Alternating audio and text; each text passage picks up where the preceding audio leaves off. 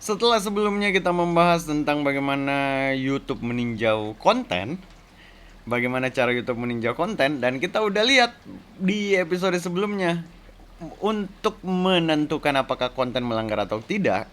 YouTube menggunakan kombinasi antara sistem otomatis dan peninjau manual. Itu kita bahas di episode sebelumnya.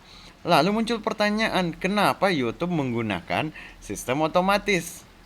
Nah, ini mengapa YouTube menggunakan sistem otomatis untuk meninjau konten?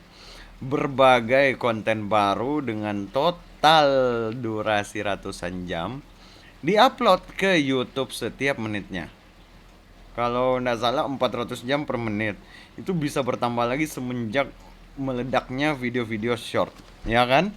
Nah, bayangkan ratusan jam diupload ke YouTube setiap menitnya. Karena itu, otomatisasi diperlukan untuk mengelola konten dalam jumlah yang sangat besar secara efisien, sekaligus memberikan keputusan secara tepat pada pengguna.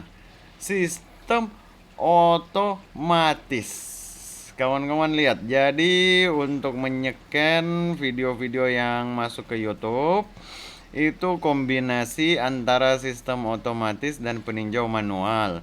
Kenapa pakai sistem otomatis? Karena di sini tertulis ratusan jam per menit masuk konten supaya lebih efisien dan masuk akal tentunya. Bagaimana caranya mau di-scan semuanya itu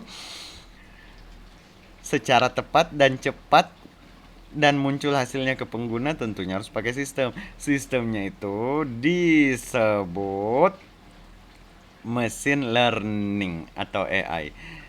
Kita lanjut dulu, perlu diingat bahwa otomatisasi hanya digunakan jika sistem kami memiliki tingkat keyakinan yang tinggi bahwa konten tersebut melanggar. Kalau tidak, konten yang berpotensi melanggar akan dilaporkan untuk dievaluasi oleh salah satu peninjau manual yang terlatih. Jadi nanti konten tersebut fix bulat-bulat melanggar, baru langsung sistem otomatis yang menindak. Kalau masih agak kurang, peninjau manual yang menindak.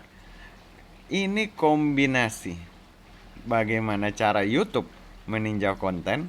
Ini kombinasinya. Mana sistem mesin learningnya? Ini, mesin learning adalah jenis kecerdasan buatan yang memungkinkan komputer melakukan tugas-tugas rumit dengan cara yang mirip dengan yang dilakukan manusia. Untuk melakukannya, mesin learning menggunakan set data yang besar untuk melatih komputer guna mengenali pola dan mempelajari tindakan yang dapat diambil dalam berbagai situasi. Jadi mesin learningnya itu mempelajari hasil peninjau manual, lalu mulai menyeken konten-konten. Kalau kontennya sangat-sangat tinggi keyakinannya bahwa itu melanggar, langsung ditindak. Tapi kalau tidak, akan diajukan ke peninjau manual lagi dulu. Lalu apa yang terjadi setelah konten ditinjau? Kita lihat, setelah konten Anda ditinjau dan keputusan dibuat, Anda akan menerima email dari YouTube yang menjelaskan keputusan tersebut dan kebijakan atau hukum yang dilanggar oleh konten yang bersangkutan. Lagi-lagi, kalau Anda merasa sistem otomatis atau peninjau manual membuat kesalahan, atau jika tidak setuju dengan keputusan tersebut, kita bisa mempelajari opsi penyelesaian dan memilih opsi terbaik untuk masalah yang kita alami. Nah, lalu di bagian sini apa yang bisa saya lakukan kalau monetisasi dijeda? Bisa dijeda kalau terkena teguran memang.